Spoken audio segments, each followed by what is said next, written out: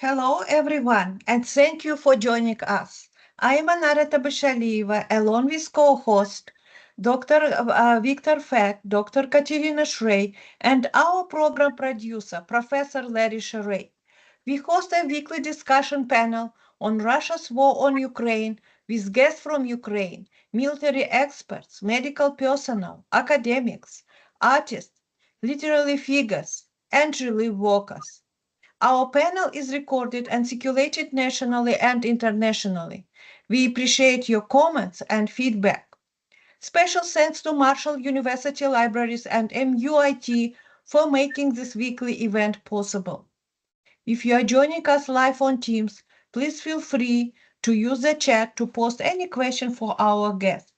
A quick greetings to our viewers in Ukraine from Dr. Katerina Shrey. Вітаємо наших слухачів в Україні з глибоким покліном. Ми далі свідки вашого страшного терпіння і також вашої великої сили. Дякую вам за вашу участь в нашій тижневій програмі. Thank you, Katerina. Today's guest will be introduced by Professor Victor Feck. Thank you, Nara. It is my honor and pleasure for our 144th weekly meeting of MUkraine discussion group to introduce Dr. Anatoly Liberman, who is a professor at the Department of German, Nordic, Slavic and Dutch at University of Minnesota, where he has taught for nearly 50 years since 1975. Dr. Liberman is a distinguished linguist, medievalist, etymologist, translator mostly of poetry into and from his native Russian, poet and literary critic.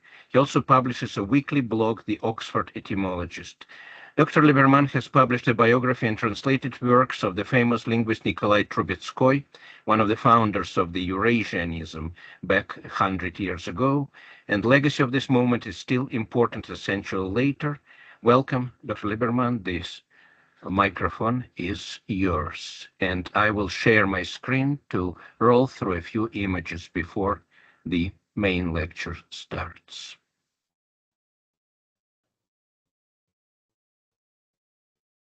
All right. Please. All right. May I now start? Yes. Is everything all right? All right, then I'll start. All right. So, Victor, thank you very much for your introduction. Thank you for inviting me, and thank those of you who have come today, and virtually, let me thank those who will listen to this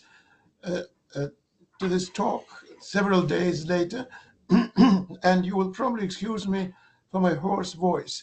There was nothing I could do about it, and since I'm not a Pavarotti, I think you will more or less tolerate my delivery, and that you will be able to hear it despite the hoarseness. So, as you have heard, it's Eurasianism that is the topic of our today's meeting. And it's amazing that now in this 21st century and so many years into the 21st century, we're talking about something that seems to have been dead more than a century ago, and yet it's very much alive. So let me begin at the end. Eurasia and Eurasians in general are still very much at the top of very many discussions. There are new books coming out all the time. I try to follow them, and I have read a few of them, probably not all of them. But the ideas that seem to more or less come to an end by the time Trubetzkoy died, that is 1938, are so much alive that dissertations are still being defended on this subject. And articles are written and books are published.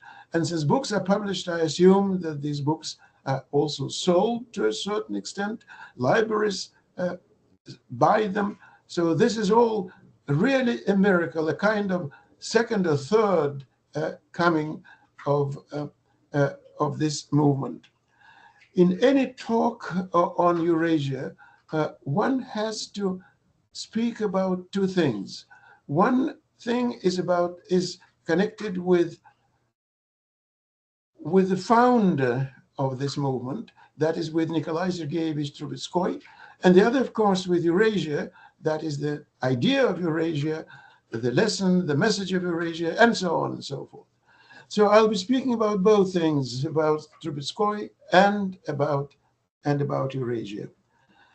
Trubetzkoy emigrated after the revolution because he was, incidentally, here are the dates. Trubetzkoy was born in 1890,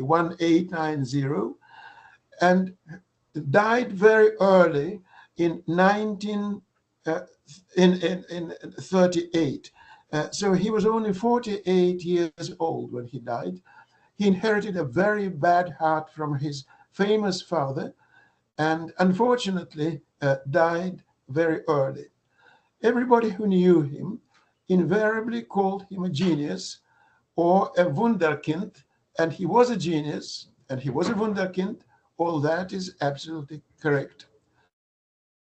He began his career and became famous at the age of 13 or 14, was famous as a student, was famous later. And when he emigrated, of course, he had no idea what might happen to him and whether it would be possible for him to find employment. At that time, he had no great degrees, practically nothing. I say practically, but really nothing published. And he ended up in Bulgaria, where he spent 2 years. Those were not bad years on the whole, but Bulgaria was still a very welcoming country to Russian emigres, was not a good place for scholarly work. Then 2 years later, there was an opening in Vienna in Austria, and it's a shining miracle. That's the only thing that can be said about it. He was invited. Invited is, of course, a word which means absolutely nothing. He was chosen by the then chair of the department to take the position of being the head of Slavic studies. One should not think that this was a great position. The number of students who studied Slavic was small. It has always been small in Europe and everywhere abroad, in England and in France, but there was a trickle, and with the immigration being stronger and stronger every year, there were many more students later than before. So Trubetzkoy, several years after his emigration, this was 1923, and he was only 33 years old, became a professor in Vienna. And Vienna he stayed all his life until the miserable end in 1938, because this was already the takeover by the Nazis, and everything went to wreck and ruin. And nobody knows what would have happened to Trubetzkoy. He was interrogated by the Gestapo, and he died of a heart attack. He probably would have died early too, but not so early. He was a very sick man, constantly suffering from depression and staying in bed for a long time. And yet he did a lot and produced a lot and published a lot and was very active in very many areas. Now, between the wars, he was, together with his friend, who was a few years younger than he was, Roman Jakobson, who later became a world-famous linguist. They founded something that is known as the Prague Linguistic Circle. Naturally, since it was the Prague Linguistic Circle, the main people were Czechs, but the soul of the circle was Roman Jakobson, and the great star was Trubetzkoy. Trubetzkoy founded a branch of scholarship, let us say a branch of linguistics, I think that will be better, a branch of linguistics which is called phonology. I will not say anything about phonology because this is not my subject today, but the idea of phonology is something that is associated with the word structuralism, and that is a systemic or structural view of the world. And the only thing that I will say about it today is that Trubetzkoy looked at everything with the eyes of a structural linguist. and many of his articles were written only because he was a linguist. So in a way, it was a holistic approach to everything. But the book, which was the beginning of Eurasianism, was conceived before his emigration, though it looks like a reaction to his emigration. This was the year, now the revolution is of course 1917, but as early as 1914 or 13, he already had this idea. And he published his book in Bulgaria, in Russian, and it was called Europe and Mankind. Now, in Russian, it was of course called Европа и человечество. So it was translated into English much later, in German much earlier. So for a long time, this book was the main reading of the Eurasianists in Russian. The word Eurasianism appeared later, though as a word it existed. The Oxford English Dictionary says that it was already known in the middle of the 19th century. But our meaning here, the sense of Eurasianism that is important today, relevant today, is connected only with Trubetzkoy's Eurasianism. Now, what are the main points that Trubetzkoy wanted to make? He wrote about it himself, and I'll read out loud a short paragraph. The main point of the book is the rejection of egocentricity, which was the key word in Trubetzkoy's teachings, or eccentricity, that is the opposite of egocentricity, putting the center outside oneself, in this case in the West. And I have indicated the only possible solution that follows from all this, rather than the direction in which it can be found, namely a revolution in one's consciousness, in the worldview of the intelligentsia of the non-Romano-Germanic peoples. So what are the main points of this strange approach by someone who was educated as a European scholar, who spoke French and Italian from his young age, who could read books in foreign languages? Incidentally, he didn't know English, couldn't even read English, which is amusing today. But he needed German, and he wrote everything in German and French and Russian, of course. So what were the main ideas? In half an hour that I have, I'll only say what those main ideas are. Russia is more indebted to the East than the West. Russia should pry itself free of the West, that is of Europe. If I could use some popular slogan, it would be "Say no to Europe." That means that Trubetzkoy hated the reforms of Peter I, Peter the Great, who Europeanized, what a terrible word to pronounce, Europeanized Russia, and everything that was pre-Petrine was dear to his heart, and Peter's reforms, in his opinion, to his mind, ruined Russia and ruined everything that Russia was going to do. So Russia goes to the East, and he used the word Turanian element. The word Turanian means little or nothing today, but that is really something that is connected with the Turkic element in world cultures, and that is really the meaning of the word Turanian. He admired, it seems almost unbelievable today, he admired Genghis Khan, and he wrote a book after Europe and Mankind, the legacy of Genghis Khan.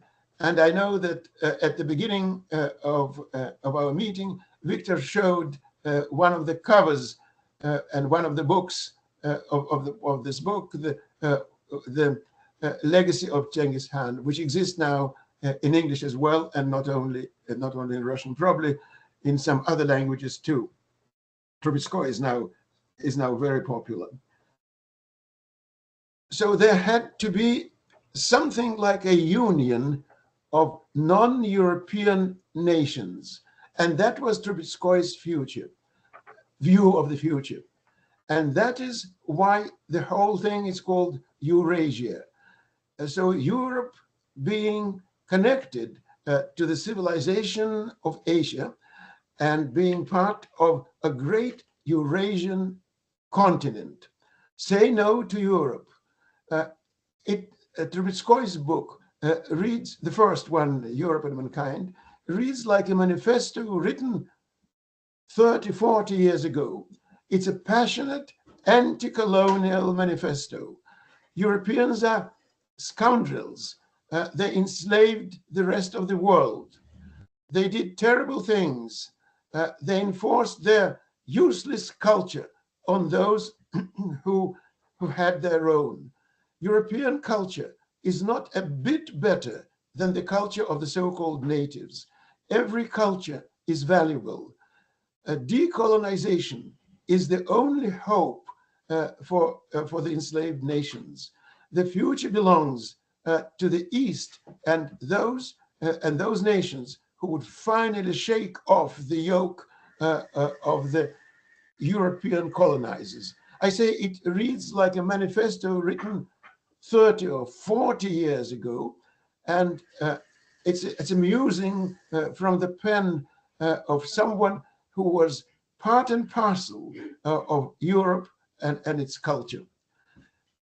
He was very much for unions and not for colonialism.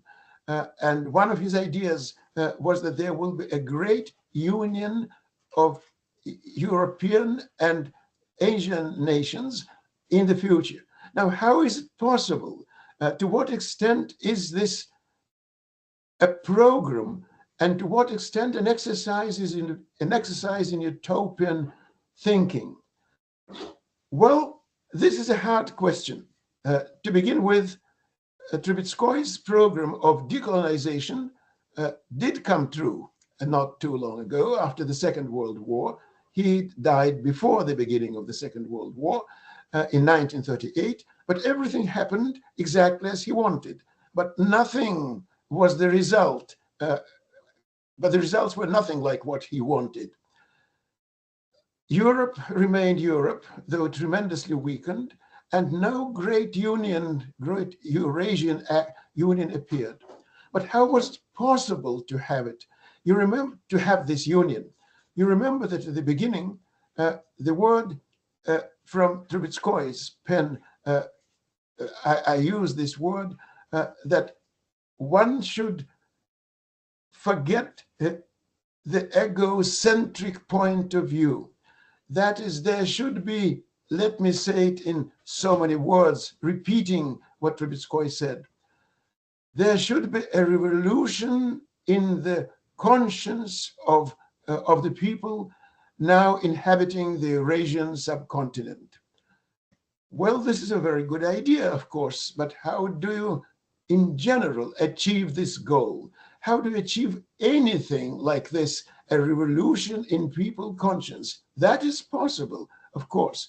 But we know that the advent of great religions, Christianity, and not only Christianity, did result in this revolution.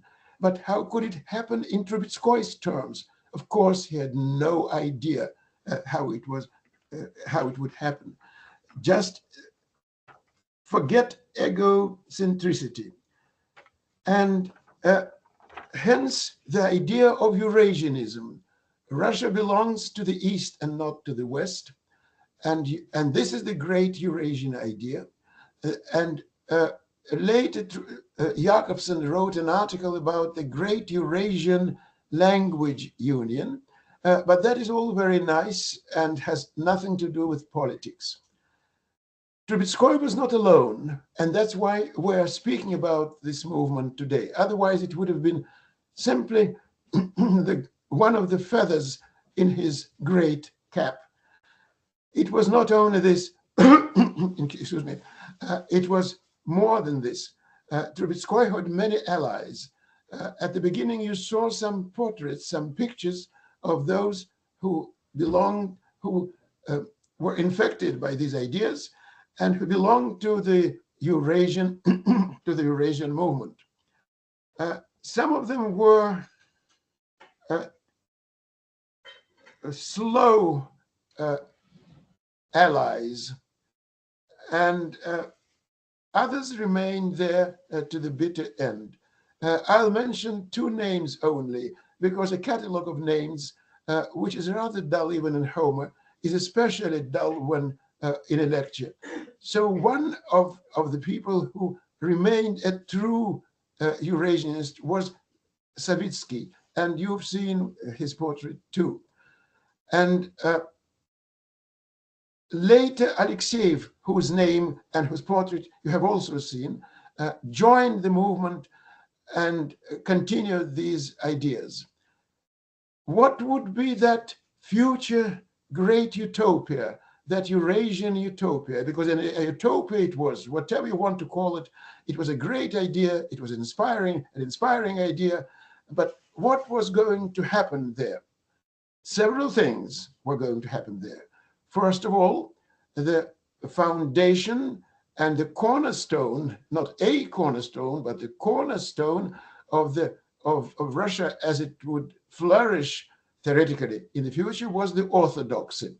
Let us not forget that all the talks that happened there were double-edged. On the one hand, this was theory. On the other hand, all the emigres of the first wave kept discussing one great question: how will Russia develop after the collapse of Bolshevism? That Bolshevism will one day collapse.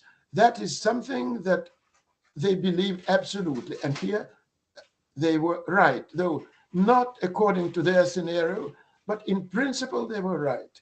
And we know how perestroika worked. So Bolshevism did come to an end. So how would Russia be organized? Naturally, Russian emigres never agreed on these points. There were just as many political parties in Europe among the Russians as before the revolution. Eurasians were totally unimportant before the revolution. They simply didn't exist. And they stormed the scene only in the 20s. So there was their utopia, and there would be a great Eurasian world with Russia there and all the other nations somehow being members or allies or friendly allies there, with Turks, and apparently at least as far as Japan and China. I don't think that Japan and China were ever discussed seriously in this Eurasian movement. Ukraine, of course, White Russia, Belarus, of course, and so on and so on. So the orthodoxy would be the cornerstone of that beautiful Eurasian kingdom. Somehow egocentricity would be conquered. So people would finally accept the great idea of being part of a new nation. That movement, which was an intellectual movement, one of the many movements in post-revolutionary Russia, became slowly a kind of political party. Trubetskoy had nothing or very little to do with it. He didn't like politics, and he looked upon himself only as a theoretician, and was quite right that he was a theoretician. And he didn't like the idea of politicizing everything, but everything was politicized, unfortunately. Who would rule that beautiful kingdom? Let me say it in so many words. The Eurasian movement was absolutely anti-democratic. Democracy was a word that nobody liked in that movement. So not the rule of the people, of the demos, or if you want a worse word, of the mob. That is something that the Greeks knew very well, who distinguished between democracy and ochlocracy. That is the rule of the mob. Who would rule this beautiful kingdom of the Eurasianism? Well, here the answer was extremely unclear. The world would be, or that country would be ruled by a special group, or if you want, a layer, a special group of selected people who would be at the top of the movement of the country, not a political party, but a group of selected individuals. All that is absolutely utopian because nobody explained how these people would come to power. That would be something like a group of consultants who would tell the world how to work. Now, the terrible thing that happened is that when the later generation, that is, let us say after 1926 or 27, dominated the movement, at that time, they began to look at the Soviet Union and found many things that they liked. They liked planned economy. They liked collective farms, that is, the ignominious kolkhozes, not in the rapacious form in which they existed, but they liked the idea of collective farms. They very much liked the idea of the Soviets, that is the Soviet organization. And they didn't mind the rule of one party as long as this party was dominated by that layer of selected intellectuals. Very soon, these sympathies were noticed in the Soviet Union.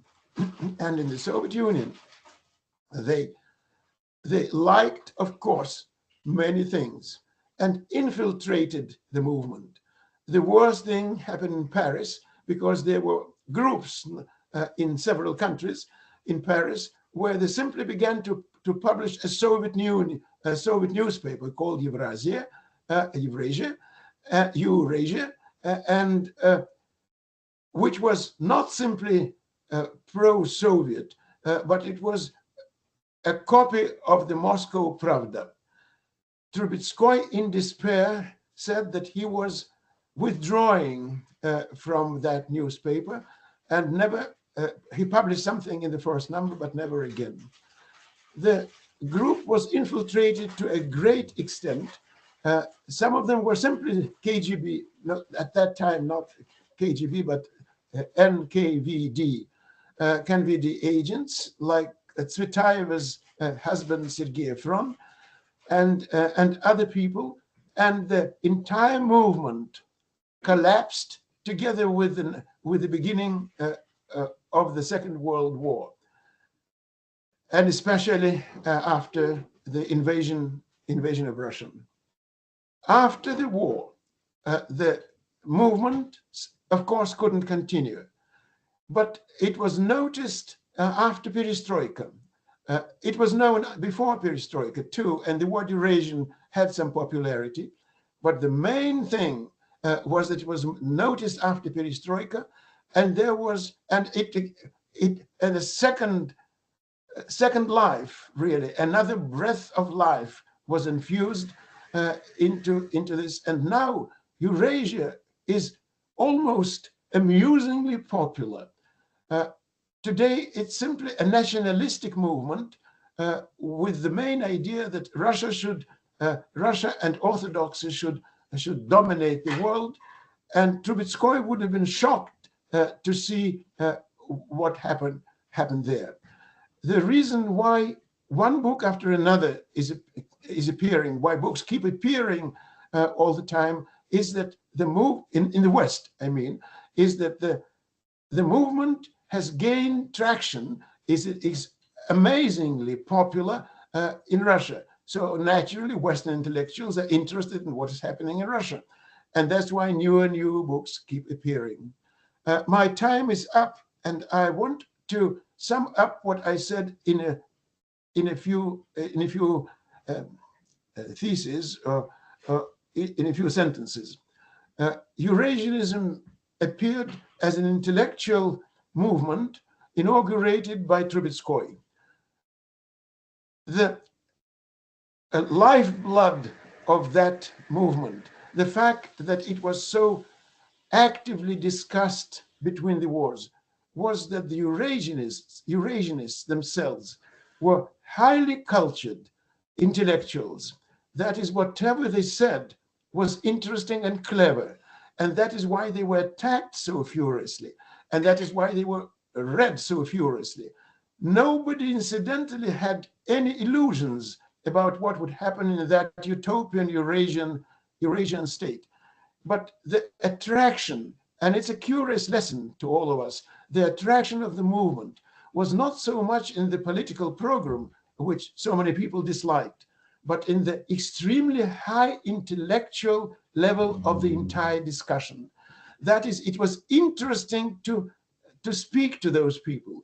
It was interesting to refute their ideas. They were great opponents. And that is, of course, the reason why after the war and after the collapse of the Soviet Union, their books are interesting. Trubetzkoy is extremely interesting to read. All his articles, great articles, despite the fact that many ideas are dead and all his prophecies are dead. But I translated a lot of Trubetzkoy's articles myself, and it's a pleasure to read them, what he wrote there, despite the fact that I knew very well what the end would be. So how much alive is the Eurasian movement?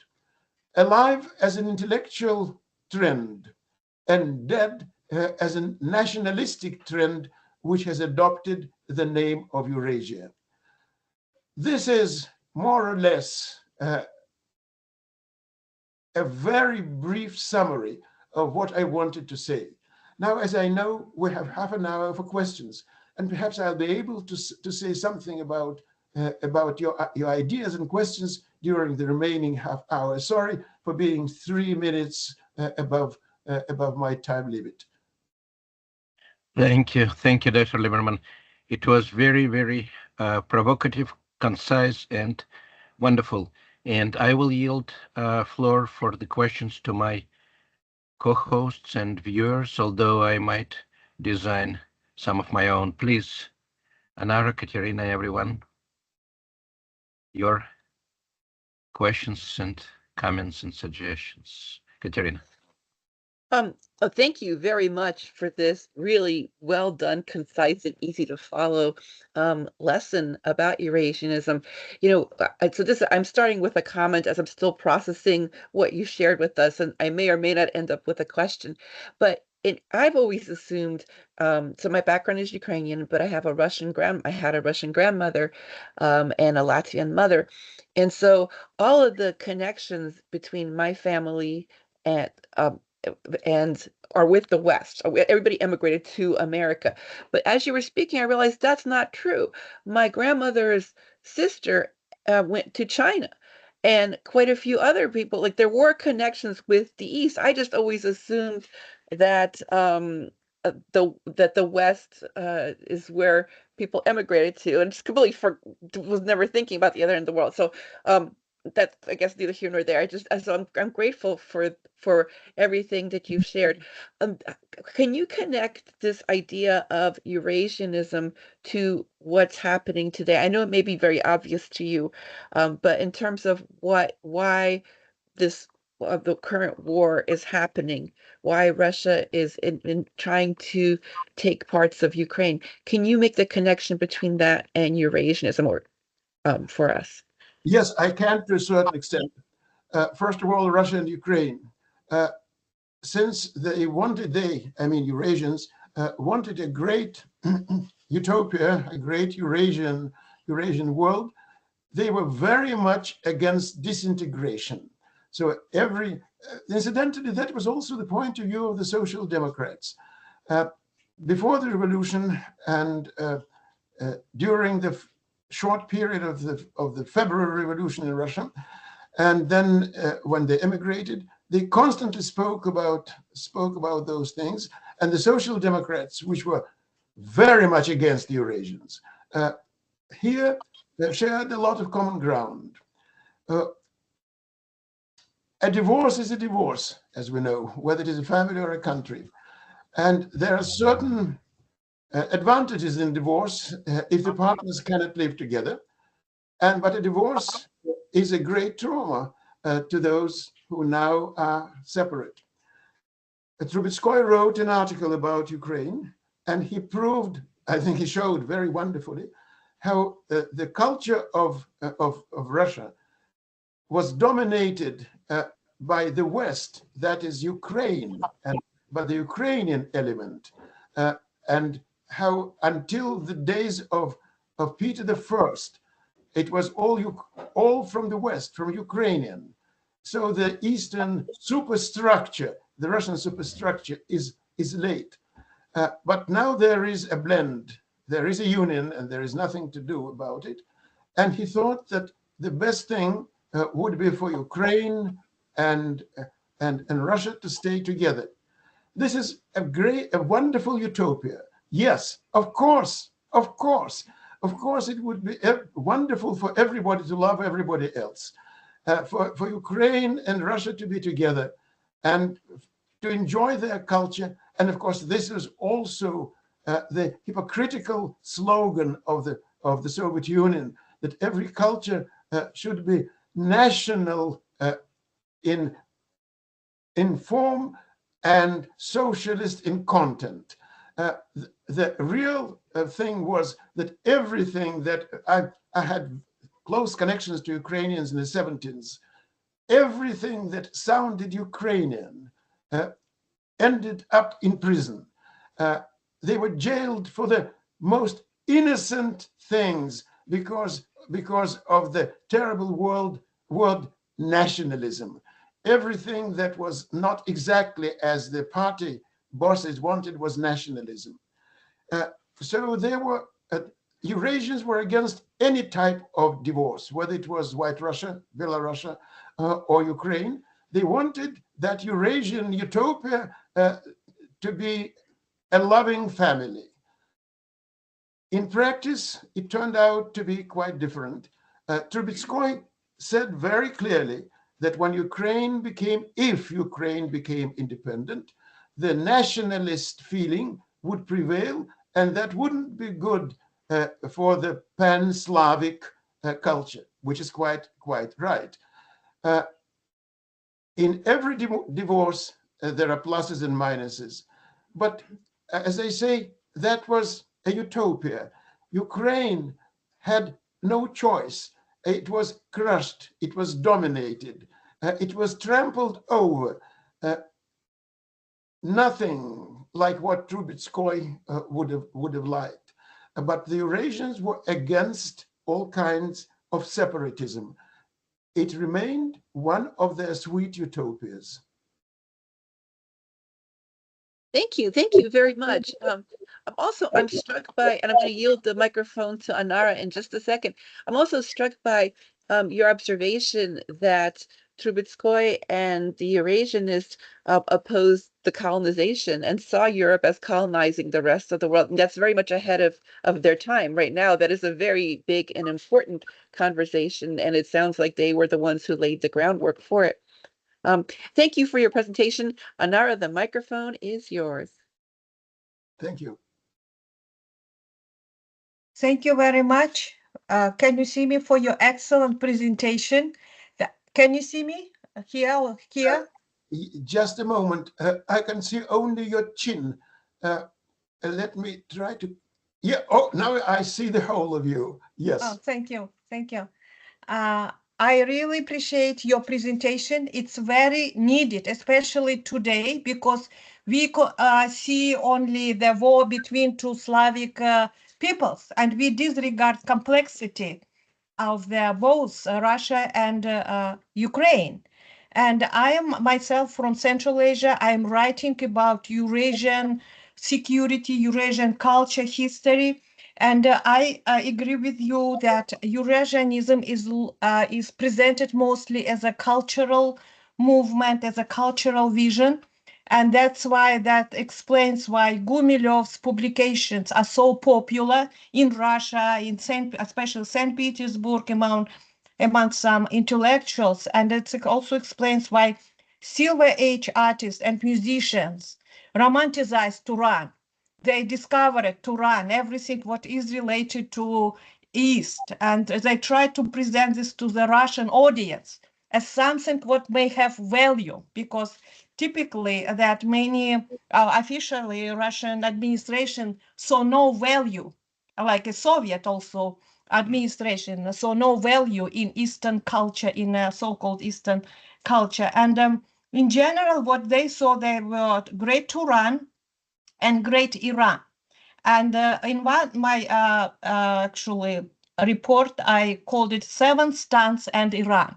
So this is a one actually big story that sometimes we don't actually try to see connections. And I just would like, and I think that your approach and the approach of the Eurasianists are very important to see components of Turkic-speaking minorities in Russia, in especially Caucasus, in Ukraine, and we don't actually hear their voices. We don't just how to say simplify their political cultural situation today. And that's why I think it's extremely important to see multicultural population on both sides. And also, I think that pan-Turkism is extremely, it became more popular because of situation, current situation, the war between Ukraine and Russia. Turkey tries to collect so-called Turan, to recreate a new Turan. And I myself, after collapse of Soviet Union, visited pan-Turkist center in Istanbul. And I met their representative beginning from Gagauzia in Moldova, from the Northern Caucasus, from Central Asia, and from Sakha. So this is a huge belt of so-called Turan. So I'm just saying that the ideas of Eurasianism is reviving now, because there are many politicians, and not only politicians, just activists, see the revival of the Eurasianism under maybe leadership of Russia, or maybe leadership of Kazakhstan or Uzbekistan. It's still unclear. Or there might be even under leadership of the Crimean Tatars in Ukraine. So that's my question is, how do you see actually, how do you see the prospects of developing these ideas of Eurasianism in the future? Because definitely in several years, situation might be totally different in Russia, in Ukraine, in Europe, and of course in bigger Eurasia. Yes, thank you very much. And it was very good to hear the point of view of a Turanian, because that's not every day that we hear this voice. Thank you very much. Of course, I won't even say anything about the future. Trubetzkoy said a lot about the future, and nothing of it came true. So I will not here follow his example. Many things that the Eurasians said clearly would not satisfy the Turanians, and that is that utopian group of people ruling Eurasia, and the orthodoxy as being the cornerstone of the future. Trubetskoy was certainly not a religious fanatic, and despite his dedication to his, he was also a very pious Christian, and everything, he took part in the church choir and so on. That is every Sunday. All those things were very important to him. How these things would be harmonized in the future was not clear. But let me say that when it came to separatism, mainly the groups that were interested in separatism were the Ukrainians, the Turanians, and especially the Caucasian nations, the smaller one. And everybody realized that the smaller a nation, the harder it is to be independent, because you are like a grain between two millstones. There will be great countries trying to subjugate you. Everybody knew it even before the revolution. I would say that Eurasianism has absolutely no practical answers to anything. It's a beautiful theory because it was launched and developed by very clever people. Gumilov, incidentally, whom you mentioned in passing, is not a Eurasianist. He knows everything. He knows too much. He knew, he's dead now, of course. He knew too much. And his books cannot be taken seriously because these are utopian fantasies. When Trubetskoy's book, Trubetskoy was published, these books, not philology, but these books were published right after the perestroika. And Gumilov was invited to write a long introduction. That shows, in Russian, that shows his immense erudition and absolutely no depth. He could speak about everything, he knew everything, and that doesn't impress me at all. I have read everything by Gumilov and couldn't imagine that he was an influential figure. So if there is any future in Eurasianism, it's certainly not in Gumilov, nor, I hope, is it in Dugin, which is simply a violent case of Russian nationalism, even though it is disguised as Eurasianism. Eurasianism is a fig leaf on his nationalism. But what you said was very interesting, and I'm very happy that someone with your perspective has taken part in our discussion. Thank you. I agree with Gumilov. Because not everyone believes that his writing, his works are deep and actually well researched, but they were most important for us that it was popular among people. It was the cultural effect. Not a historian usually ignore this, but I mean the general population just adore. Some people adore Gumilov only for talking about possibility of Eurasianism. So that's a very interesting phenomenon. Don't forget about the attraction of his last name, being a Gumilov. Well, that's something. A son of the great poet and of two great poets who spent so much time in exile, being Gumilov, it's like when being like a Pushkin or a Gogol or something, once you have this name, your appeal comes almost automatically. And then he was so prolific. He wrote like a machine, one book after another, and the public, for which I have a hearty contempt, of course, gobbled up, swallowed this stuff without knowing these things. They were enamored of him. Love is one thing, understanding is something quite different. I agree with you because his works were amateur, but in general, his direction, his just approach was very popular. Oh, so right. That was the main point. And right. again, thank you very much for everything. I see another guest who raised his hand, and I'm trying to guess the initials. Please open yourself. I know who you are, probably. Grigory? Grigory Yablonsky. Oh, yes. Oh, yes. All right. I can, Please. yes, I can see you, though very dimly. You are Okay. in the middle of my screen. Yes. Okay. Okay.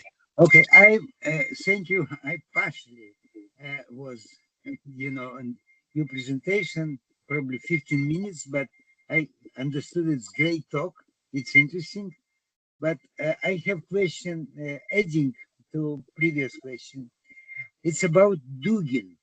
It's about Dugin, because what do you think about his evolution? Because uh, where he was and where he now, he is pure fascist, or that's just, what do you think about him? Well, let me tell you that I haven't read everything that Dugin wrote because my life is short. But I have read enough to dislike him because his program is a typically nationalistic program, which, to my mind, very little to do with Savitsky or Trubetskoy or Alexeyev. And he is a mobster rather than a theoretician, or a politician who could show the way. I think he also panders to the worst instincts of those who are infected by nationalistic ideas. So you probably know more about Dugin than I do, because I have read very little. I began to read one of his books, thought that I would never read anything again, and disliked it heartily. That is not a good answer to your question, but that's all that I know about him. And what I know about him, I don't like.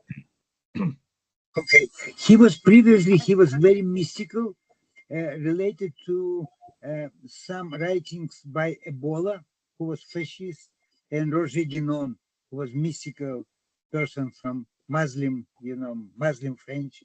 But now he became really close to Putin ideology. He just translator of his ideology. But another question, which is maybe more close to you, we have in 20s we have a movement which called I don't know in English, smena vek, change of milestones. They call in English landmark changes. That is what the translation that they invented for this moment. And in name of person number one, it was Ustrialov. But what is the relationship between Eurasianism and Ustrialov, and who was the first, who was the second? Yes, I know his work, and he is, unlike Dugin, very readable and very good to read. His movement does have a lot in common with Trubetskoy's ideas. And returning to landmark changes, many of them liked the organization of the Soviet Union, not the practice, but the theory, which is funny. And the result was, as you know, landmark changes did return to the Soviet Union. And you, of course, know all those names, not only people like Efron, who didn't return, who was spirited away by the Soviets and ended up in the Soviet Union and then was shot. But people like Svyatopolk Mirsky, a very good literary scholar, who also ended up in Kolyma, and several others.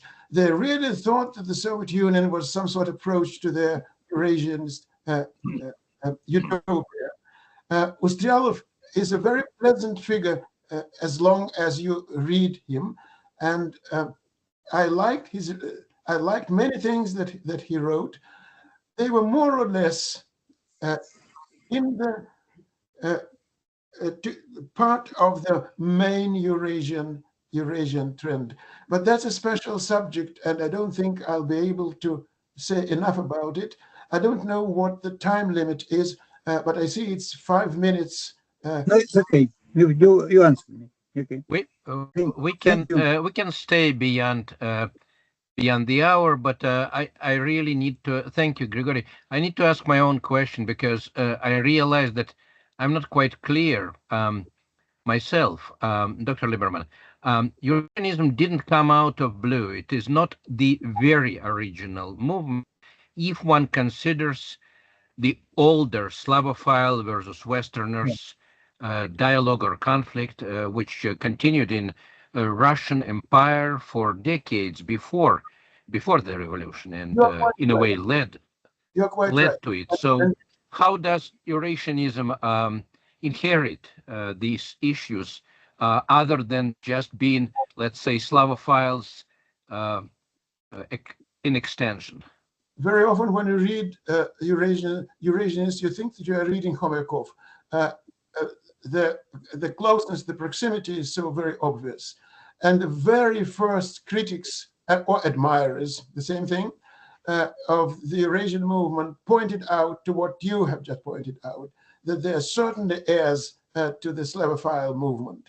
The only difference is that is many theses, many arguments, so many things are exactly the same, with one great difference.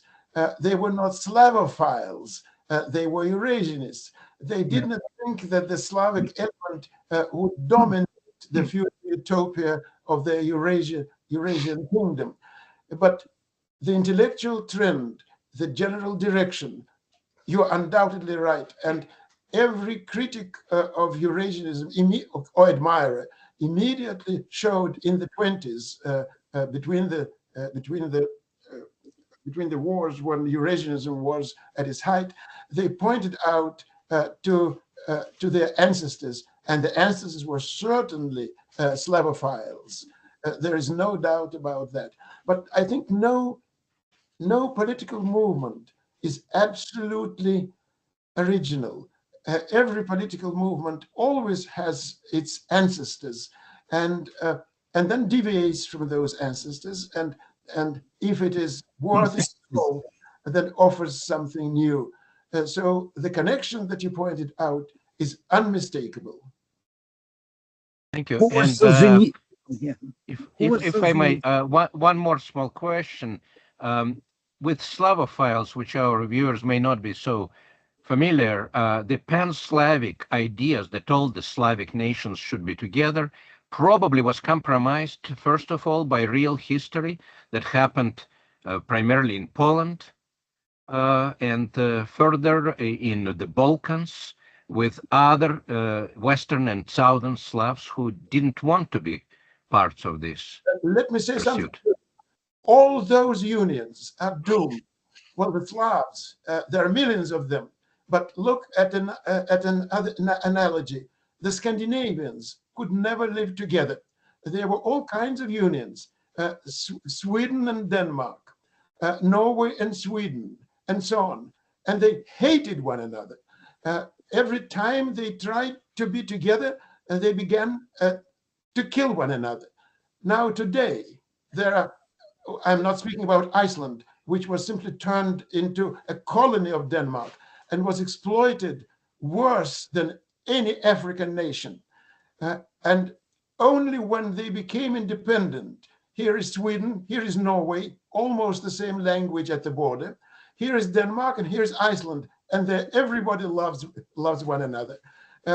And what is a Scandinavian world in comparison to the Slavic world? It's a tiny world, but it's still a world. And if the Scandinavians cannot live together, then to think that Russians, who mainly subjugated Poles and tormented Poles and Ukrainians and so on, to think of that pan-Slavic movement with that is absolutely utopian. We don't know what the future will be. On the one hand, we have the terrible word globalization, which was the worst word to Trubetzkoy. If there was something in the world that he hated, there were two words, globalization and Europeanization. Far as possible from these two things. And yet, globalization is with us, and Europeanization despite the colonial movement, is also with us.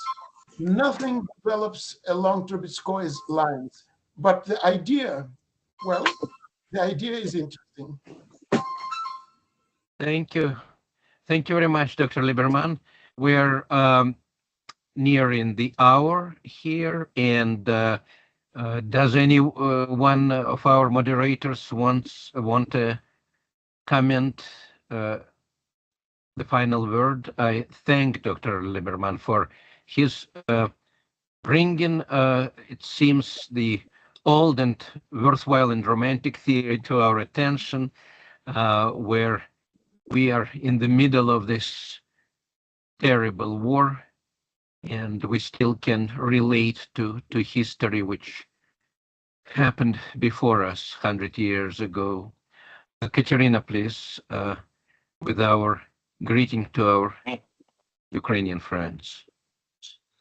Дорогі браття і сестри в Україні, ми зберігаємо вас у наших щоденних думках і молитвах. Нехай милосердний Бог тримає вас у своїй опіці. До наступного тижня. Прощаємося. Слава Україні! Героям слава!